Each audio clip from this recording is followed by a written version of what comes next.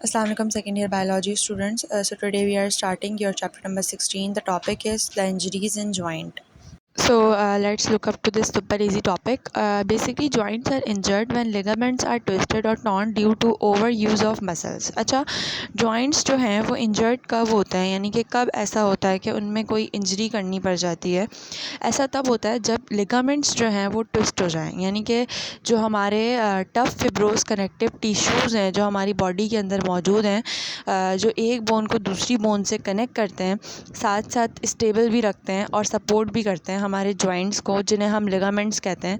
जब वो ट्विस्ट हो जाते हैं तब जॉइंट्स में इंजरी होती है, ठीक है। और टॉर्न ड्यू टू, या वो फट जाते हैं मसल्स की ओवर यूज़ से, तो बेसिकली तब जो है वो इंजरी होती है जॉइंट की, ठीक है। रिपीटेड हैवी फिज़िकल एक्टिविटीज़, यानी कि जब हम बार बार कोई हैवी चीज़ उठाएं या हमारी कोई फ़िज़िकल एक्टिविटी ऐसी हो तो उसकी वजह से जॉइंट जो है वो इंजर्ड हो जाते हैं। तो जो कॉमन टाइप्स हैं बेसिकली जॉइंट इंजरीज़ की, वो दो हैं, आपकी बुक में दो दी हुई हैं, सही है, और ये बहुत आसान है। सबसे पहली है डिसलोकेशंस। Dislocation is basically complete change of position or separation of the bone in a joint due to any injury, यानी कि किसी भी इंजरी की वजह से कोई भी बोन जो है वो उसकी पोजीशन चेंज हो जाए या फिर वो सेपरेट हो जाए, ठीक है, या फिर आर्थरीटीज़ हो जाए। अच्छा, आर्थरीटीज़ बेसिकली इन्फ्लेमेशन जॉइंट की, ये हम पहले भी पढ़ चुके हैं, या डीजेनरेशन जॉइंट्स की हो जाए, या वीकनिंग ऑफ मसल्स, ठीक है, यानी कि मसल्स की वीकनिंग हो जाए या टेंडन्स की जो है वो वीकनिंग हो जाए। अच्छा, टेंडन्स क्या है, बेसिकली कुछ स्ट्रॉन्ग फिब्रोस कनेक्टिव टिश्यूज़ हैं हमारी ह्यूमन बॉडी के अंदर, सही है। तो टेंडन्स के अंदर अगर, मसल्स के अंदर अगर वीकनिंग हो जाए तब भी डिसलोकेशंस से का सामना हमें करना पड़ता है। अच्छा, इट में damage the nerves in surrounding tissues, यानी कि साथ साथ ये नर्व्स को भी डैमेज करता है और जो सराउंडिंग टिश्यूज़ हैं उनको भी डैमेज करता है। अच्छा, सिम्टम्स क्या हैं डिसलोकेशंस के, बेसिकली सीवियर पेन है, यानी कि काफ़ी पेन होगा, स्वेलिंग होगी, इंस्टेबिलिटी ऑफ जॉइंट, यानी कि जॉइंट की इंस्टेबिलिटी हो जाएगी। अच्छा, इंस्टेबिलिटी का मतलब होता है ऐसी इनएबिलिटी जॉइंट की कि वो अपनी एक प्रॉपर अलाइनमेंट या प्रॉपर फंक्शन जो है वो मेंटेन ना कर सके, सही है। तो जॉइंट की इंस्टेबिलिटी हो जाएगी। Inability to move a joint, यानी कि जॉइंट जो है वो मूव नहीं हो सकेगा, साथ साथ ब्रूजिंग होगी। अच्छा, ब्रूजिंग जो है बेसिकली कलर का डिस्कलरेशन होना है, यानी कि स्किन की जो है वो डिस्कलरेशन हो जाना, या टिश्यूज़ जो है वो ख़राब हो जाना, ठीक है, जिसके रिज़ल्ट में क्या होता है, ब्रोकन ब्लड सेल्स जो है, ब्लड सेल्स जो है वो ब्रोक हो जाते हैं, सही है। तो ब्रोजिंग हम इसे कहते हैं, तो ये हो जाना, सही है। Dislocation can be manage by surgery, यानी कि डिसलोकेशन जो है बेसिकली वो सर्जरी से मैनेज हो सकती है। फिज़िकल बोन मैनिपुलेशन, अच्छा, मैनिपुलेशन मतलब होता है किसी हड्डी को हम वहाँ से चेंज करें, यानी कि जिस्मानी हड्डी बेसिकली उसकी मैनिपुलेशन करना, उसको ठीक करना, ठीक है। तो सर्जरी से या फिज़िकल बोन की मैनिपुलेशन करें बाय द डॉक्टर, या फिर रेस्ट या फिर फिज़िकल थेरेपीज़ के ज़रिए ये मामला हल हो सकता है। लेट्स सी स्प्रेन, ये भी सुपर इजी है, मतलब दो तीन बातें, चंद बातें जो आपको याद रखनी है जिसकी वजह से ये आपका टॉपिक जो है वो कवर हो सकता है। Sprain is related to the mild to severe grade of stretching और tearing of a ligament. It's mean के माइल्ड यानी कि हल्का, सही है, हल्का सा स्ट्रेचिंग होने से या फिर लिगामेंट के जो है वो फट जाने से स्प्रेन हो जाता है। That holds a joint bone together, और ligament basically joint bone to bone जो कनेक्ट रखता है, साथ साथ टफ फिब्रोस कनेक्टिव टिश्यूज़ होते हैं हमारी बॉडी के अंदर लिगामेंट्स, तो उनके फट जाने से स्प्रेन हो सकता है, ठीक है। Sprain can be result of a sudden twist of a limb, यानी कि हम किसी भी लिम्ब को सडन जो है वो अचानक से ट्विस्ट करें। अच्छा, लिम्ब को मैं बता चुकी हूँ आप लोग को काफ़ी दफ़ा, लिम्ब कोई भी पेयर पार्ट हमारी बॉडी का, यानी कि दो फुट्स, दो जो है वो हैंड्स हमारे एनिमल्स में, दो विंग्स, ठीक है, तो लिम्स बेसिकली पेयर्ड पार्ट। तो लिम्स का सडन ट्विस्ट यानी कि अचानक ट्विस्ट की वजह से भी हो सकता है। एसोसिएटेड विद द जॉइंट, यानी कि जॉइंट से जो चीज़ें जुड़ी हुई हैं। अच्छा, sprain usually occur in the ankles. अच्छा, कहाँ होता है ये ज़्यादा एंकल्स में होता है। एंकल्स बेसिकली वो जॉइंट है हमारा जो लोअर लैग को हमारे फुट से कनेक्ट करता है। इसमें दो बोन्स आती हैं, टिबिया एंड फिब्यूला, सही है। तो स्प्रेन जो है वो एंकल्स में हो सकता है, नीज़ में हो सकता है, व्रिस्ट में हो सकता है। कॉमन सिम्टम जो है स्प्रेन के, वो पेन है, स्वेलिंग है, इन्फ्लेमेशन है और ब्रूजिंग है। ब्रूजिंग मैं पहले ही बता चुकी हूँ, स्किन की डिस्कलरेशन या अंडरलाइंग टिश्यूज़ की डिस्कलरेशन हो जाना, सही है। तो ब्रूजिंग हो जाना। A person suffering with sprain must take rest, यानी कि अगर कोई बंदा जो है उसको स्प्रेन हो गया है तो उसको ज़रूरी रेस्ट करना चाहिए।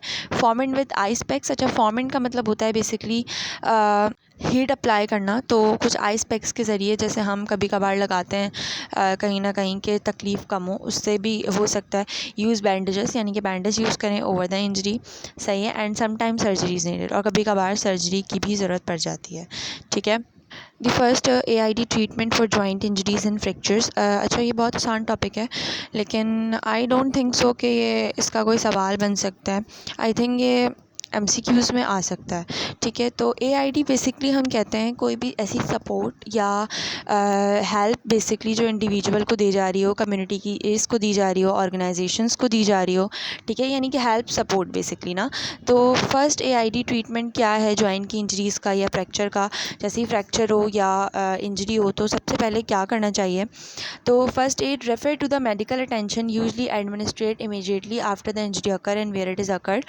यानी कि वही बात आ गई कि फ़र्स्ट AID मींस के इनिशियल मेडिकल केयर, यानी कि शुरुआती मेडिकल केयर जो हम बिल्कुल इंजरी के बाद किसी को दें।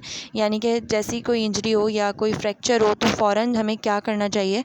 तो फर्स्ट इनिशियली मेडिकल केयर है ये, इट्स अ इमीडिएट हेल्प है और provided to someone who has been hurt, यानी कि कोई भी अगर हर्ट हुआ है तो उसको फ़ौरन देनी चाहिए। यहाँ पे एडमिनिस्ट्रेट का मतलब है गिविंग या फिर प्रोवाइडिंग, ठीक है। अच्छा, keep the patient in resting condition, यानी कि पेशेंट को हमने जो है वो रेस्टिंग कंडीशन में रखना है। ये नहीं कि इंजरी हुई है, फ्रैक्चर हुआ है, हमने उसको बोला है भाई चलना शुरू कर दो, सही है, उसको रेस्ट में रखना है। Apply an ice pack cold compress rest in a wet cloth to an injury for some time. It's mean कि हमने एक आइस पैक, सही है, एक वेट क्लॉथ गीला कपड़ा लेना है और अच्छे से आइस पैक उस पर कवर करके इंजरी पे जो है वो लगाना है कुछ टाइम के लिए। Apply a compression elastic bandage firmly का मतलब स्नगली, यानी कि मजबूती, सही है, to the injury that extend well beyond the injury. It's mean कि हमने एक स्ट्रेची बैंडेज जो है वो स्नगली, यानी कि मजबूती से इंजर्ड एरिया के दरमियान या अराउंड जो है बांधनी है। साथ साथ ये मेक श्योर करना है कि जो इंजर पार्ट है, ठीक है, वो अच्छे से कवर हो जाए और उसको बैंडेज को बियॉन्ड इट, यानी कि उसके आर पार, यानी कि पूरा पार तक जो है वो उसको एक्सटेंड करके बांधना है। इस कंप्रेशन से क्या होता है, स्वेलिंग रिड्यूस होती है, साथ साथ इंजरी जो है वो स्टेबलाइज होती है, सही है। सो एलिवेट द इंजर्ड पार्ट। अच्छा, ये बहुत ज़्यादा इम्पॉर्टेंट है, ठीक है, यानी कि बहुत मेन पॉइंट है। Basically elevate the injured part से मुराद ये है कि हमने जो भी इंजर्ड लिम्ब है या एरिया है उसको हमने ऊपर की तरफ जो है वो रखना है, ठीक है, above the level of the heart, यानी कि हार्ट के लेवल से भी ऊपर। अच्छा, इंजर्ड पार्ट को जब हम एलिवेट करेंगे तो इससे क्या होगा, स्वेलिंग भी मिनिमाइज़ होगी, साथ साथ by allowing fluid to drain away from the injured part, यानी कि ये होगा कि जो भी इंजर्ड एरिया होगा वहाँ से जो फ्लूइड होगा वो भी ड्रेन अवे होगा और इसकी मदद से स्वेलिंग जो है वो काफ़ी मिनिमाइज़ होगी, सही है। Use broad bandages where possible to prevent movement at joint above and below the fracture. It's mean कि हमने ब्रॉड बैंडेजेस यूज़ करनी है, यानी कि वाइड बैंडेजेस अगर हमारे पास अवेलेबल हैं तो हमने उनको यूज़ करनी है। अच्छा, गोल यही है हमारा कि बैंडेज को हम रैप कर दें उस इंजर्ड एरिया पे, ताकि जॉइंट के करीब बेसिकली, और मेक श्योर ये करें कि उसको एक्सटेंड कर दें बिलो द इंजरी भी, यानी कि अबव द इंजरी भी एंड बिलो द इंजरी भी। इससे ये होगा कि अननेसेसरी मूवमेंट जो है ना वो प्रिवेंट होगी, साथ साथ जो भी अननेसेसरी मूवमेंट है वो तो प्रिवेंट होगी, और जो हमारे ज़ख़म को, इंजरी को ज़्यादा वर्सन कर रहे हैं वो नहीं होगा, सही है, उससे हम बच जाएंगे। Support the limb carefully passing bandage under the natural hollows of the body. अच्छा, नेचुरल होलोज मीन कहीं से हमें हमारा शेप जो है वो कभी कभार इनहेरिटेड कहीं ना कहीं से ख़राब होता है, या आगे पीछे ऊपर नीचे, तो ये यही कह रहे हैं कि लिम्ब को इस तरह सपोर्ट करना है या इस तरह बैंडेज को आपने लगाना है कि जो भी नेचुरल होलोज हैं बॉडी के वो भी जो है वो कवर हो जाए। Okay, so place a padded splint along the injured limb, place padding between the splint and the natural contours of the body and secure firmly. अच्छा, मैं पैडेड स्प्लिंट की यहाँ पे पिक्चर अटैच करती हूँ और पैडिंग की भी पिक्चर अटैच करती हूँ, देन जो है वो मैं आपको समझाती हूँ ये वाली लाइन।